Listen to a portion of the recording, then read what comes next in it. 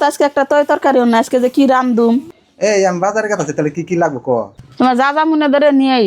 ওবো কচুরি বেছে বাইতে বাজার নিয়ে যাবো। আর কলা গাছের মোটাটা আমি গজালু হয়ে গেছো।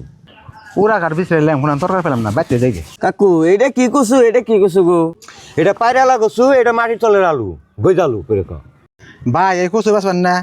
কচু বেচবা নি গে আনছি, কচু বেচুম না খে। তাহলে দাম কোন? কচু 2টা 50 টাকা আর আলুটা 100 টাকা নিমু। কচু তো আবার গলায় ধরবো না। আমার কচু যদি না গলায় ধরে আমি পয়সাই নিম না। ও বউ, তাহলে কচুটা দেন আর আলুটা দেন।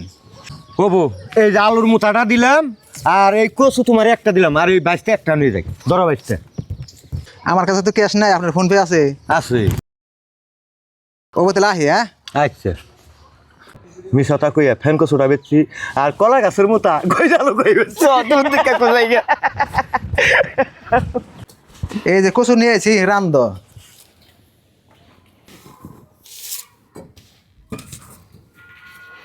কচুটা নই নিয়ে আইছো, এটা কি আলু আনছে? এত বড় কি আলু? আলু কি এত বড় থাকে? তুমি চিনবা না, রয়েছে গজালু। বুঝি আনে করতে কাঁচা সবজি আছে না? বুঝি আঙ্গবাতে তো অন্য কোনো তরকারি নাই, হবাই যে গইজা আলুটা কিনা নিয়ে আইলু। এন থেকে তাহলে আদা আনটু কাইটা দাও আমারে।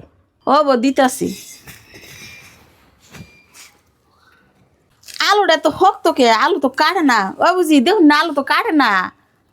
দেখি এটা কি আলু আনছে। আই এটা আলু না, এটা কি আনছে?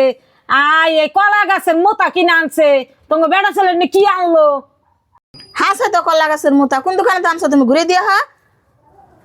হ্যাঁ চাই তো কলা গাছের মোতা ভরে দোছে হারারি। যাই তাহলে ঘুরে দিয়ে আহি গে।